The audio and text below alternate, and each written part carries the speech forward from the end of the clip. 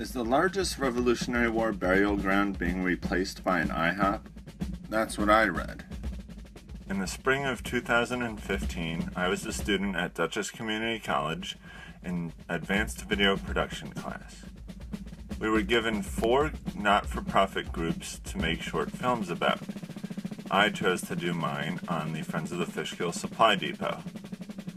On February 18th of 2015, Lance Ashworth, president of the Friends of the Fishkill Supply Depot, came to my class. And how about you, Lance? I am your local FBI agent, but I'm Lance Ashworth, and I'm the president of a group known as the Friends of the Fishkill Supply Depot. He told us that a land developer wanted to build an IHOP restaurant on top of a Revolutionary War graveyard. After which, Lance gave us a short presentation, which consisted mostly of him just reading what he called facts off the Friends of the Fishkill Supply Depot website. We're trying to save this puzzle piece. It is one of the very few that since the time of the Revolution has never been touched. This is a lie.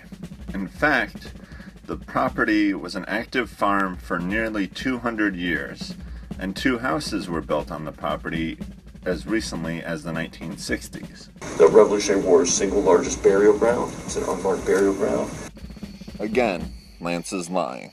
This is not the largest Revolutionary War burial ground in the country.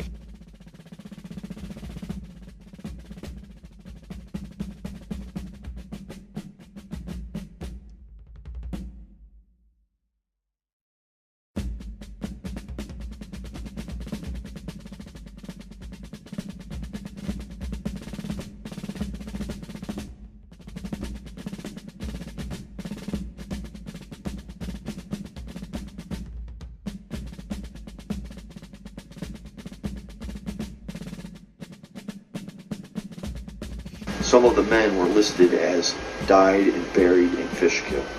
And so from those muster rolls, we created this list of, it's now up to actually 86 soldiers. It's going to be amended here shortly.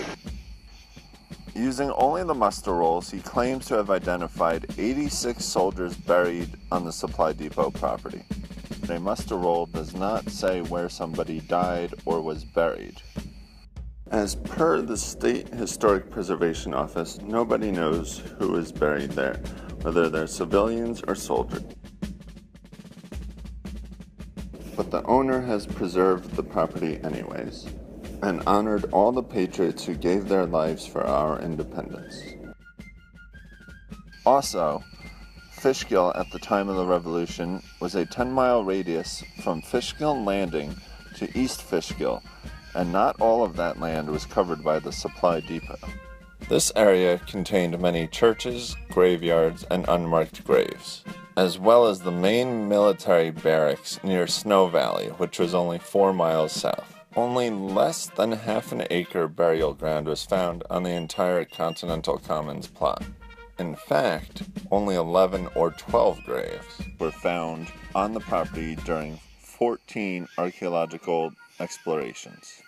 Here's why this is important, is because our group, after we built this webpage and put this list online, we've had like 8 separate families that represent descendants of these soldiers come forward to us and they're like, that's my family member and they're buried with them. We've got to save this thing.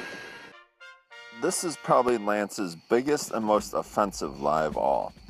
He has been fundraising off the emotions of the descendants of these 86 soldiers.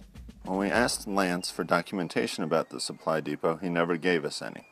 Now we know why. I think you're going to get it, don't you? It seems like it's going to happen. I think we're on a crash It's just a matter of getting this guy to face the facts. We're on intersecting paths. We're going to keep on telling people about it. The land value is going to be down. He's going to be like, shit, the only ones that can sell it to are these guys. Yeah. We're going to strangle them, basically, leave them out. We did the documentary, but it was based on the facts, not the lies that Lance wanted us to spread. So obviously he never used it. Now you know why we call him Sir Lance Lies a Lot.